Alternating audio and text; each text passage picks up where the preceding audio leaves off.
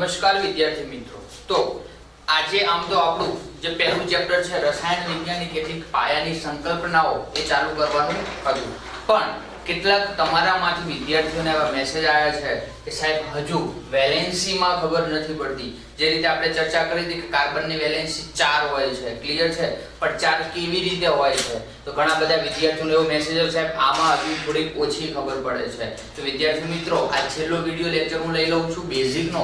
હવે next video લેક્ચરમાં આપણું પહેલું ચેપ્ટર છે કેમિસ્ટ્રીનું રસાયણ વિજ્ઞાનની કેટલીક પાયાની સંકલ્પનાઓ, એનો આપણે અભ્યાસ કરવાનો છે, ક્લિયર છે। પણ આજે તમારું ટોપિક છે, આજે બેઝિક લેક્ચર છે।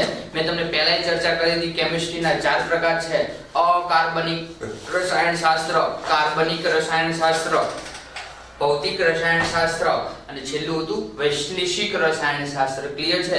એમાંથી કાર્બનિક રસાયણશાસ્ત્રમાં આપણે ટોપિક આખો પૂરો કર્યો છે, ક્લિયર છે। એના પછી અકાર્બનિક રસાયણશાસ્ત્ર, એમાંય આપણે આવર્ત કોષ્ટકમાં જઈએ, આવર્ત કોષ્ટક પણ પૂરું કર્યું છે, ક્લિયર છે। પણ આવર્ત કોષ્ટકમાં થોડીક હજુ બાબત બાકી રહી ગઈ છે, સ્પષ્ટ કરી પછી હું કક્ષક ઉપર જઈશ, પછી કક્ષા ઉપર જઈશ, પછી ઇલેક્ટ્રોન રચના ઉપર જઈશ, પછી મારું આજનું બેઝિક લેક્ચર પૂરું કરીશ, ક્લિયર છે। નેક્સ્ટ વિડિયો લેક્ચરમાં વિદ્યાર્થી મિત્રો આપણે પહેલું ચેપ્ટર છે કેમિસ્ટ્રીમાં રસાયણ વિજ્ઞાનની કેટલીક પાયાની સંકલ્પનાઓ એ જોશું। પણ તમને એક હજુ રિક્વેસ્ટ કરું છું કે ઘણા બધા વિદ્યાર્થીઓમાંથી મેં તમને કેટલાક આઈયુપીએસસી નામકરણ સ્વાધ્યાયમાં ઘરે હોમવર્કમાં ગણવા માટે આપ્યા છે। તો તમારામાંથી ઘણા બધા વિદ્યાર્થીઓ એવા છે કે બહુ મસ્ત પ્રયત્ન કર્યો છે, મોટા ભાગના જવાબો સાચા છે અને મને સેન્ડ કરેલા છે, પણ હજુ કેટલાક વિદ્યાર્થીઓ જેના મને હું 10મા વાળાનું ઓળખું છું એ પ્રમાણે નામ પ્રમાણે હજુ મને વિડિયો તમારા જવાબો મળ્યા નથી। તો વિદ્યાર્થી મિત્રો એક રિક્વેસ્ટ કરું છું કે તમે ફોકસ કરીને અત્યારે તમે ટાઈમ તમારો સમયનો સદુપયોગ કરજો। કોરોના વેકેશન છે, બેઝિક તમારું ક્લિયર હશે, પાછળ તમને ખબર પડી જશે બધી। આપણું જે ત્રીજું ચેપ્ટર છે કેમિસ્ટ્રીમાં એ જો તમને આવર્ત કોષ્ટક આવડી ગયું, ત્રીજું ચેપ્ટર 100% આવડી ગયું, આવર્ત કોષ્ટકમાં ખબર ન પડી, ત્રીજો ચેપ્ટરમાં બિલકુલ ખબર ન પડી, આખો ચેપ્ટર આવર્ત કોષ્ટક ઉપર આધાર રાખે છે, જેમ તમારે ધોરણ 10 માં આધાર રાખતું હતું એ રીતે, ક્લિયર છે। તો આપણે રસાયણ વિજ્ઞાનને થોડુંક સરળ બનાવવું છે હજુ। તો રસાયણ વિજ્ઞાનને સરળ બનાવવા માટે આપણે 5 શબ્દો એવા છે કે 5 શબ્દોથી પરિચિત થવું પડે, ક્લિયર છે। કયા 5-6 શબ્દ છે? પહેલો શબ્દ છે પરમાણ્વીય ક્રમાંક, 5 શબ્દોથી આપણે પરિચિત થવું પડે। તો તમે કદાચ વારંવાર ધોરણ 8 થી ભણતા આવ્યા છો કેમિસ્ટ્રી, પણ એમાં પરમાણ્વીય ક્રમાંક કરીને એક શબ્દ આવતો હશે। દાખલા તરીકે એક્ઝામ્પલ આપી દઉં કે હાઇડ્રોજન છે, હાઇડ્રોજનનો પરમાણ્વીય ક્રમાંક 1 છે, ક્લિયર છે। હિલિયમ છે 2 છે, તો એ રીતે આપણે સ્ટેપ બાય સ્ટેપ જતા હતા। સોડિયમ છે 11 છે, તો સ્કેન્ડિયમ છે 21 છે, કોપર છે, કોપર, ઝિંક, એ બધાના પરમાણ્વીય ક્રમાંક નક્કી હોય છે। તો પરમાણ્વીય ક્રમાંક એટલે શું? તો પરમાણ્વીય ક્રમાંક એટલે તેમાં હાજર રહેલા પ્રોટોનની સંખ્યા। તો પરમાણ્વીય ક્રમાંક એટલે તેમાં હાજર રહેલા પ્રોટોનની સંખ્યા, ક્લિયર છે। દાખલા તરીકે હાઇડ્રોજન છે, પરમાણુ ક્રમાંક 1 છે, તો એની અંદર પ્રોટોનની સંખ્યા કેટલી હશે? 1। ચલો બીજો એવો શબ્દ છે પરમાણ્વીય અથવા પરમાણુ ભાર, ત્રીજો છે મોલ સંકલ્પના અથવા મોલ, ચોથો છે આવર્ત કોષ્ટક, પાંચમું છે ઇલેક્ટ્રોનીય રચના, છઠ્ઠું છે રાસાયણિક બંધ। તો વિદ્યાર્થી મિત્રો તમે કેમિસ્ટ્રી ભણતા હો, તમે રસાયણ વિજ્ઞાન ભણતા હો અને તમને આ 5 શબ્દ ખબર ન હોય ને તો રસાયણ વિજ્ઞાન ભણ્યું નકામું છે। એકદમ 0 લેવલનું કેમિસ્ટ્રી, મેં તમને પહેલા દિવસે કીધું હતું કે મારે કેમિસ્ટ્રી નથી ભણાવવું, મારે તમને 0 લેવલનું એકદમ બેઝિક શરૂઆત કરી અને કેમિસ્ટ્રી ભણાવવું છે, ક્લિયર છે। ફરી હું વારંવાર ચેપ્ટર ચલાવતો હોઉં એટલે વારંવાર એવા નવા શબ્દ બોલતો હોઉં તો તમારા મગજમાં એવો પ્રશ્ન ના થવો જોઈએ કે આ શબ્દ ક્યાંથી આવ્યો છે, માટે આ બધા જ આગળના વિડિયો લેક્ચર છે તમારા માટે મૂકી દીધા છે, ક્લિયર છે। તો પરમાણુ ક્રમાંકની વાત પૂરી કરી, પરમાણુ ભારની વાત કરીએ। શાની વાત કરીએ? પરમાણુ ભારની। તો પરમાણુ ભાર શું દર્શાવે છે? તો પરમાણુ ભાર એટલે આપણે આગળ તમે કદાચ અભ્યાસ કરી ગયા છો કે પરમાણુ ભાર એટલે શું દર્શાવે છે? Avogadro number. તો ભારનું સૂત્ર શું છે? તો તમે કદાચ Na નો અભ્યાસ કર્યો હશે. Na ફિઝિક્સમાં તમારે આવતું છે અને એવોગેડ્રો અચળાંક કહીશું. કેટલું હતું? 6.022 ગુણ્યા 10 ની 23 ઘાત. ક્લિયર છે? ઓકે. પછી ચર્ચા કરીએ છીએ મોલ. તો મોલ નું એક સૂત્ર છે વિદ્યાર્થી મિત્રો, મોલ બરાબર વજન ભાગ્યા અણુભાર. શું સૂત્ર છે? મોલ બરાબર વજન ભાગ્યા અણુભાર. તમને કોઈ પણ વસ્તુના મોલ શોધવાના કીધા હશે તો તમને એનું વજન આપેલું હશે. ક્લિયર છે? દાખલા તરીકે આપણે કોઈ ઉદાહરણ લઈએ કે 5 ગ્રામ, શું લઈએ? 5 ગ્રામ અથવા 5 ml HCl ના મોલ શોધો. શું કીધું? 5 ml હાઇડ્રોક્લોરિક એસિડ ના મોલ શોધો. તો આપણને વજન આપેલું છે, લીટરમાં આપેલું છે. તો શું કરશું? મોલ બરાબર વજન કેટલું છે? 5. HCl નો અણુભાર H + Cl. H1Cl નો કેટલો છે? 35.5. ટોટલ કેટલો થશે? 36.5. 5 ભાગ્યા 36.5 કરીએ તો આપણને શું થશે? એના મોલ મળી જશે. ક્લિયર છે વિદ્યાર્થી મિત્રો? તો હવે આપણે આવર્ત કોષ્ટકની થોડીક ચર્ચાની વાત હતી એના પર જઈએ. લાસ્ટ ટાઈમ આપણે વિડિયો લેક્ચર જોયો એમાં મેં તમને કીધું હતું કે આપણે P વિભાગ કમ્પ્લીટ કર્યો હતો, S વિભાગ કમ્પ્લીટ કર્યો હતો, D વિભાગને અડ્યા નતા અને F વિભાગને અડ્યા નતા. ક્લિયર છે? પણ હજુ મારે થોડુંક ડિટેલમાં જવું છે. S અને P વિભાગ ઉપર થોડું વધારે ફોકસ કરવું છે, બાકીના વિભાગ ઉપર ફોકસ કરવું નથી. ક્લિયર છે? તો S અને P વિભાગ અહીંયા આવર્ત કોષ્ટક દોરું છું. થોડુંક વિદ્યાર્થી મિત્રો ખ્યાલ આપજો. ક્લિયર છે? અહીંયા સમૂહ પહેલો હતો, સમૂહ બીજો હતો. ક્લિયર છે? પછી S વિભાગમાં બે સમૂહ હતા, પછી D વિભાગ હતો 3 થી ને 12. ક્લિયર છે?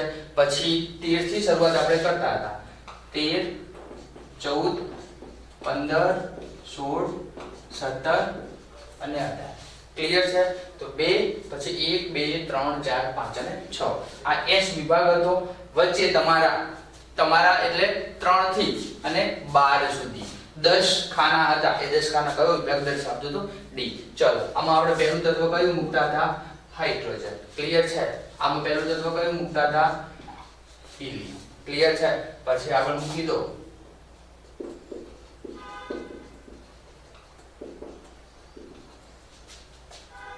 કઈ થોડું ઉપર લખું એટલે સમજવામાં થોડું ઈઝી પડે આપણને.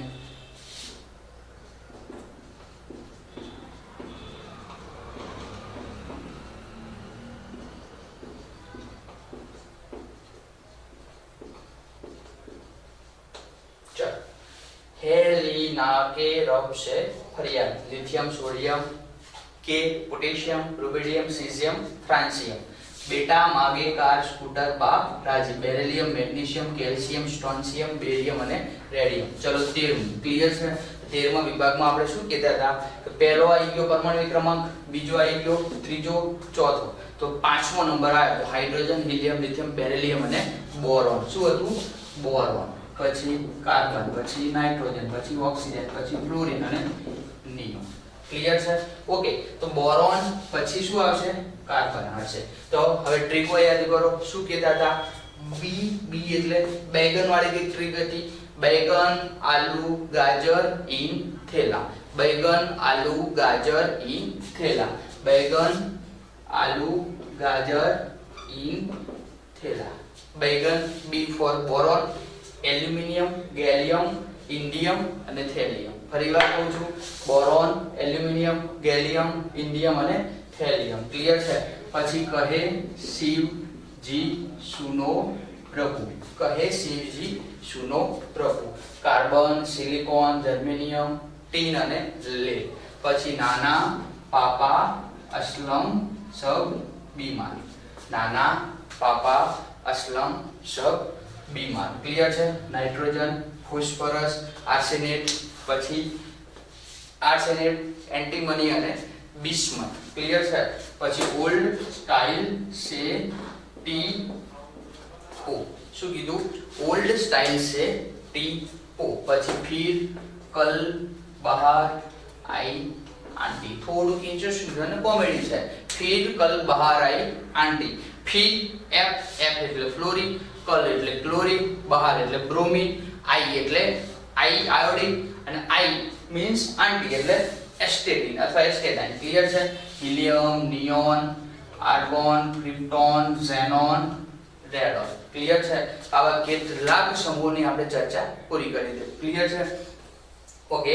હવે આપણે જોવાનું છે, શું જોવાનું છે કે આમાંના કેટલાક તત્વો ધાતુઓ હશે, કેટલાક ઉપધાતુઓ હશે. 2 મિનિટનો ટાઈમ આપું છું, ફટાફટ તમે મગજમાં એક વખત રિવાઇઝ કરી નાખો, એક વખત નામ બોલી જાઓ, પછી આપણે આગળ ચર્ચા કરીએ.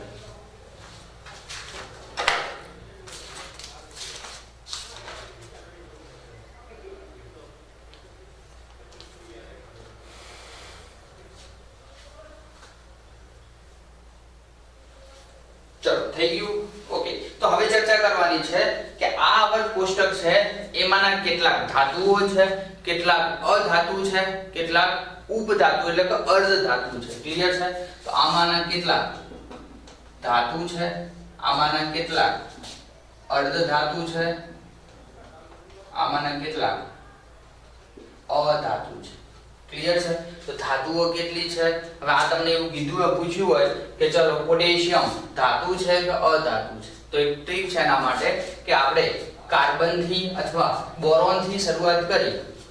બોરોન, સિલિકોન, ES, ટેલુરિયમ અને એસ્ટેટાઇન. ક્લિયર છે? ફરીવાર કહું છું, બોરોન થી નીચે શરૂઆત કરી. બોરોન, સિલિકોન, આર્સેનિક, ટેલુરિયમ અને એસ્ટેટિન. આ જે મેં રાઉન્ડ કરેલા છે એ તમારે શું દર્શાવે છે? અર્ધધાતુ. શું દર્શાવે છે? અર્ધધાતુ. પણ આમાંની હજુ બે છે. બીજી કઈ?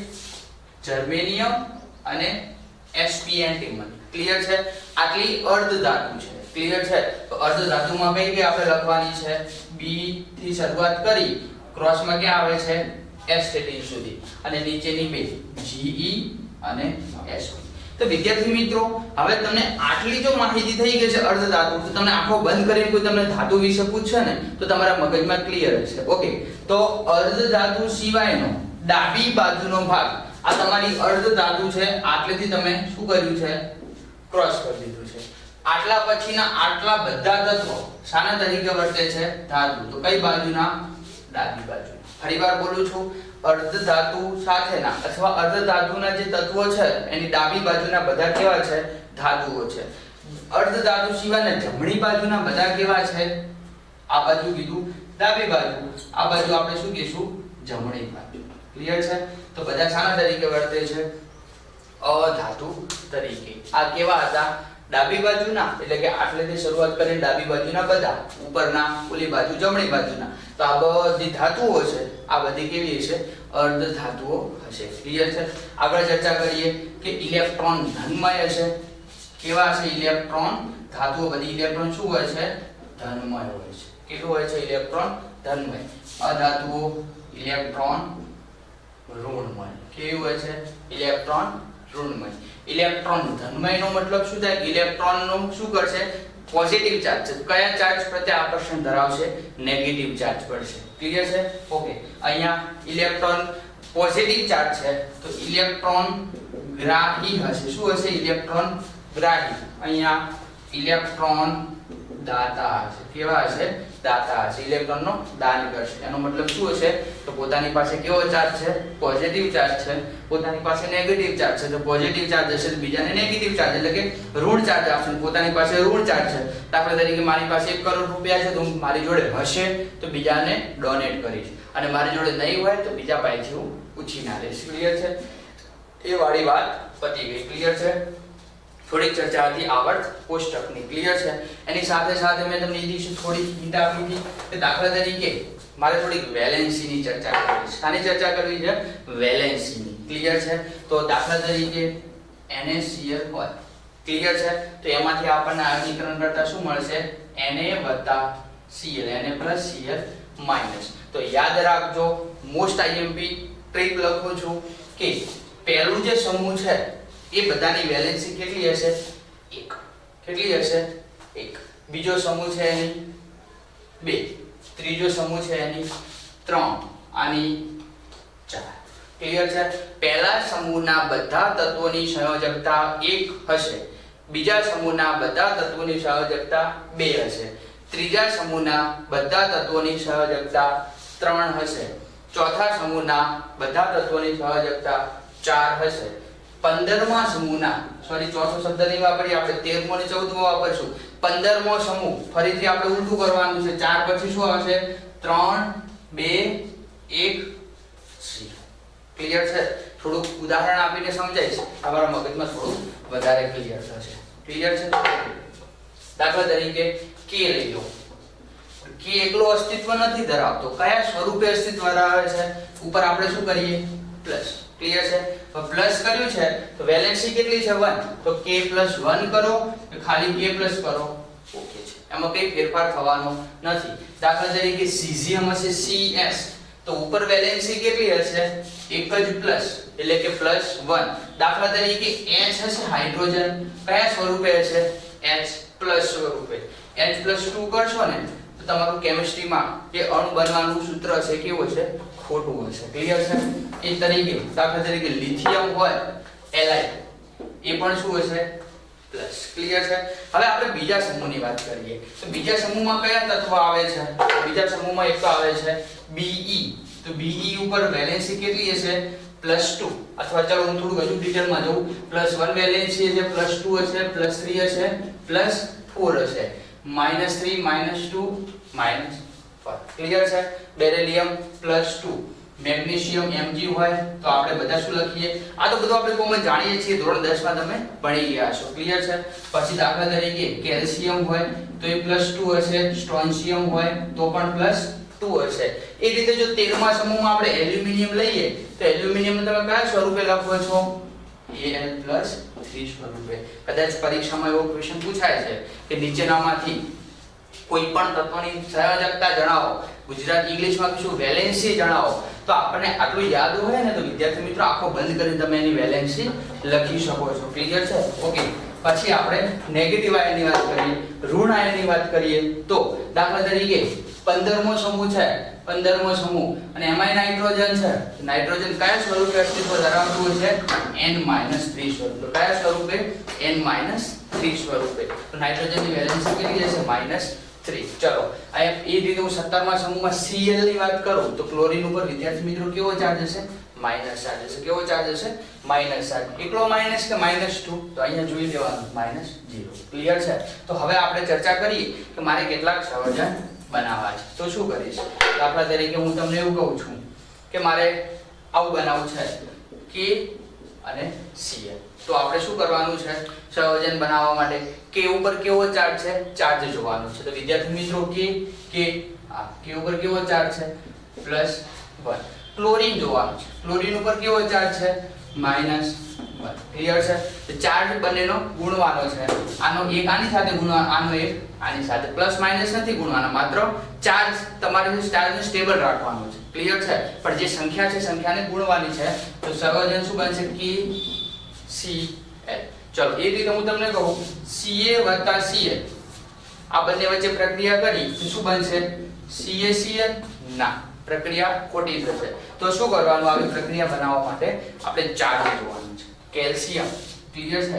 કેલ્શિયમ ક્યાં છે? કેલ્શિયમ કેવો ચાર્જ છે? +2. તો અહીંયા કેટલા મૂકવાના છે? 2. Cl કેવો ચાર્જ છે? Cl -1. પ્લસ માઈનસ ને ભૂલી જવાનું છે. આનો ચાર્જ છે આની સાથે ગુણવાનો છે, આનો ચાર્જ છે આની સાથે. તો શું થશે? CaCl. શું કીધું? CaCl2. ક્લિયર છે? 2 ક્યાંથી આયા? કેલ્શિયમ +2 ની પ્રક્રિયા સંતુલિત નથી. ક્લોરીનને સંતુલિત કરવા માટે આગળ આપણે શું મૂકી દઈશું? ક્લિયર છે? CaCl2 calcium chloride. ક્લિયર છે? બીજો એક એક્ઝામ્પલ આપી દઉં છું. Mg લઉં છું અને દાખલા તરીકે Cl સાથે ફરીથી પ્રક્રિયા કરું છું. તો કોમન એક્ઝામ્પલ Mg વેલેન્સી કેટલી? +2. ક્લોરીન કેટલી? -1. તો 2 આની સાથે જોડાશે, 1 આની સાથે. શું બનાવશે? MgCl2. વેલેન્સી પૂરી કરવા માટે અહીંયા શું મૂકી દઈશું? 2. ક્લિયર છે? તો કેટલાક સંયોજન પાયાની જરૂરિયાત હતી કે આપણે વેલેન્સી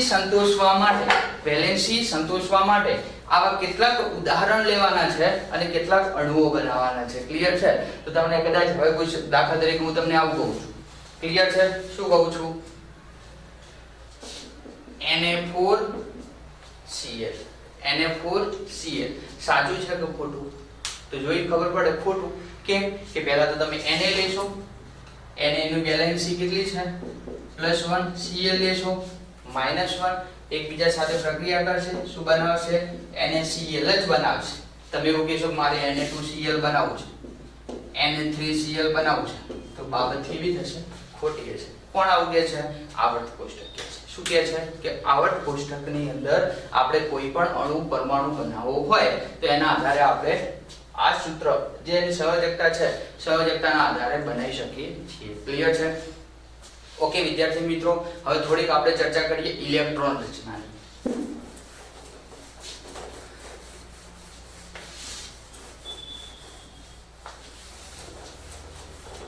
ચલો ઇલેક્ટ્રોન રચનાની ચર્ચા કરીએ એની પહેલા આપણને ખબર હોવું જોઈએ કે પરમાણુ કેન્દ્ર હોય છે. પરમાણુ કેન્દ્રની અંદર આ પરમાણુનું કેન્દ્ર છે. આ પરમાણુનું કેન્દ્રની અંદર કેવો ચાર્જ હોય છે?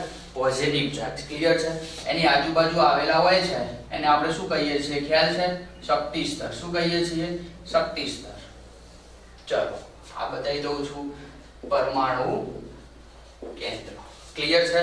હવે આજે એની બાજુની પ્રથમ કક્ષા કહીશું. કઈ તમે કદાચ 10માં ભણી ગયા કે L M અને N. ક્લિયર છે? તો આને આપણે શક્તિ સ્તર કહીશું અને બીજું કહેવાય છે ઊર્જા સ્તર. શું કહીશું? ઊર્જા સ્તર. ચલો હવે આપણે અભ્યાસ કરીએ કે K હોય ત્યારે N નું મૂલ્ય, આ પરમાણુનું જે કેન્દ્ર છે એની બાજુનો પહેલો શક્તિ સ્તર છે તો મૂલ્ય કેટલું હશે? માત્ર 1. પરમાણુનું કેન્દ્ર છે એની પછીનો પહેલો અને બીજો તો L બરાબર શું હશે? N નું મૂલ્ય 2. પરમાણુનું કેન્દ્ર પહેલો, બીજો અને ત્રીજો તો N બરાબર 3 હોય ત્યારે શું હશે? ઓકે. પરમાણુનું કેન્દ્ર આખું કેન્દ્ર એની બાજુનો પહેલો, બીજો, ત્રીજો અને ચોથો તો N બરાબર શું હશે? 4. તો N બરાબર 4 હોય છે તો વિદ્યાર્થી મિત્રો આ તો આપણે કક્ષાની વાત કરી. શાની વાત કરી? કક્ષાની. પણ જો કક્ષક ની વાત કરવી હોય તો કરી શકાય. હા અહીંયા શું લખું છું? કક્ષક. ક્લિયર છે? તો K હોય N એટલે કક્ષા કીશું. કક્ષા K હોય N નું મૂલ્ય 1 હોય તો માત્ર એક જ કક્ષક શક્ય બનશે. કઈ બનશે? S. એક છે માટે S શક્ય બને છે. હકીકતમાં કેટલી હોય છે? યાદ હોય તો S P D F. મેં દિવસે ચર્ચા આની પૂરી કરી છે. S P D F કક્ષક. S કક્ષકની પેટા કક્ષક નથી હોતી, માત્ર એક જ કક્ષક હોય છે અને બે ઇલેક્ટ્રોન સમાય છે. P કક્ષક હોય છે, પેટા કક્ષક 3 હોય છે. D હોય છે 5 હોય છે. F હોય છે 14 હોય છે. ક્લિયર છે? તો L બરાબર 2 છે તો બે કક્ષક શક્ય બનશે. કઈ બનશે? એક S હશે, બીજી P હશે. L બરાબર 3 હોય તો S હશે, P હશે અને D હશે. S બરાબર 4 હોય તો 4 એ 4 હશે. S P D અને F 4 એ 4 હશે. તો આનું મૂલ્ય લખવું હોય તો પહેલો શક્તિ સ્તર છે N બરાબર 1 તો કઈ કક્ષક શક્ય બનશે? માત્ર S. N બરાબર 2 લઉં તો કઈ બે શક્ય બનશે? 2 છે એટલે S અને P. N બરાબર 3 લઉં તો 3 બનશે S P D. N બરાબર 4 લઉં તો કઈ બનશે? S P D અને F. ક્લિયર છે? તો આ રીતે આપણે કોઈ પણ તત્વ લઈએ, કોઈ પણ તત્વનો પરમાણ્વીય ક્રમાંક નક્કી કરી અને પરમાણ્વીય ક્રમાંકના આધારે આપણે એની ઇલેક્ટ્રોન રચના નક્કી કરી શકીએ છીએ. શું નક્કી કરી શકીએ છીએ? ઇલેક્ટ્રોન રચના નક્કી કરી શકીએ છીએ. ઓકે. તો વિદ્યાર્થી મિત્રો હું તમને બીજું હોમવર્કમાં આપું છું કે તત્વ 1 થી 20 સુધી, તત્વ 1 થી 20 નહીં, ચલો થોડુંક 10 વધારી દઉં, 1 થી 30 સુધી તત્વોના નામ, પરમાણ્વીય ક્રમાંક, ઇલેક્ટ્રોન રચના લખી અને મને મારા નંબર ઉપર WhatsApp કરવાની છે. ક્લિયર છે? તો આ તમને હોમવર્ક આપ્યું છે, બધાએ કમ્પલસરી છે, બધાએ ફરજિયાત છે. અને હવે નેક્સ્ટ વિડિયો લેક્ચરમાં આપણે આપણું જે ચેપ્ટર છે પહેલું રસાયણ વિજ્ઞાનની કેટલીક પાયાની સંકલ્પનાઓ એ ચાલુ કરીશું. ઓકે.